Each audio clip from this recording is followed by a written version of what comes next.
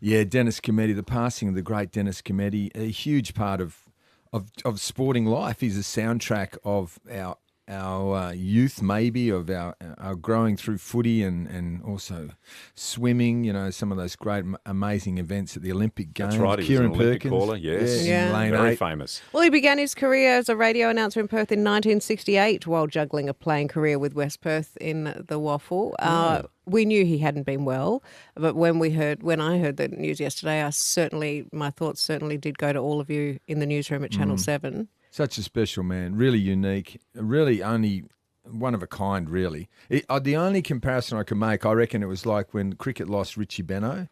It's that sort of stature. Yes. The sport keeps moving, but the soundtrack changes forever. And I've never heard a bad word about him. no, Never. Universally loved. And what I love at the moment on social media, every club is putting up vision or audio of Dennis and their special moment, like my Waffle Club Perth. There was a Chris Mitsopoulos goal in the 70s in the grand final. The Eagles, Peter Wilson, Cock in the Ocean. The Dockers, Modra's Derby goal on McIntosh. Sydney Swans, Malcheski's winner in the grand final in 2012. Buddy's running goal where he runs away from Cale Hooker at Hawthorn. Juddy's special goal. Jason McCartney's comeback from Bali. Yeah. Remember that? Yeah. And then probably the two biggest ones that have been put up. Heath Shaw's smother in the goal square on Nick Revolt in the 2010 decider. Remember that one? That was the librarian. Yeah, he came up behind him like a librarian. And it was so Never good. heard him. Ponder the genius of that. Like, to produce a librarian reference, which we can all relate to, being as being in the library, But apparently, and apply it to that moment. But apparently he used to write down little thoughts that would come into his mind, and he'd write them down on Post-it notes and keep them. Yeah. And sometimes would sit on them for years. And then when the moment arose, he went, bang, got He it. came Gonna up read like it. a librarian.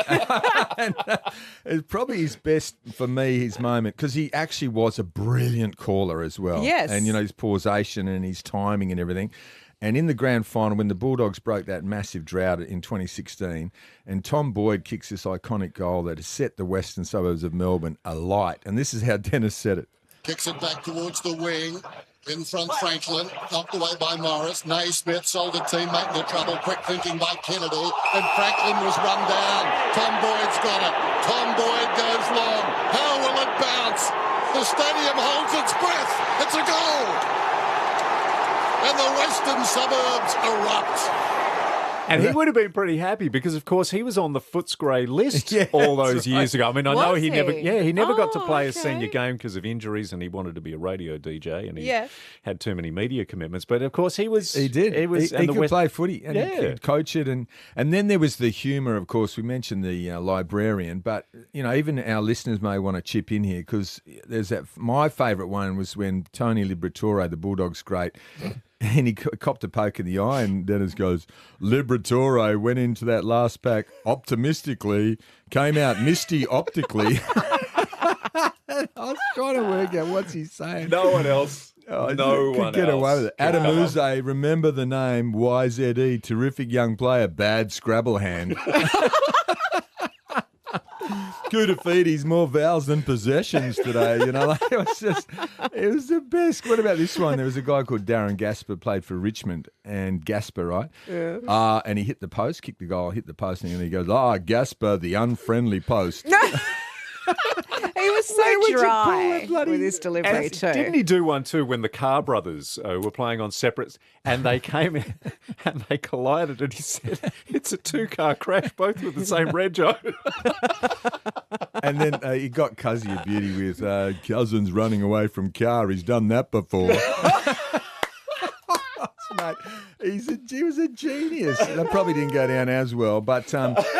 And this station had a huge role to play because later in his career he was very relaxed. And one of your hosts, it's Gavin Miller. He gave him a challenge to work song lyrics into his call, right? Yeah. So the first one was Thunderbolts and Lightning, very, very frightening, from Bohemian Rhapsody. So people will be listening at home waiting for that. Like a Virgin gets a touch for the very first time. They got to run. And this one, it's a fine line between pleasure and pain. You can see that getting worked in, no worries. But then, as Ray Parker Jr. would say, bustin' makes me feel good.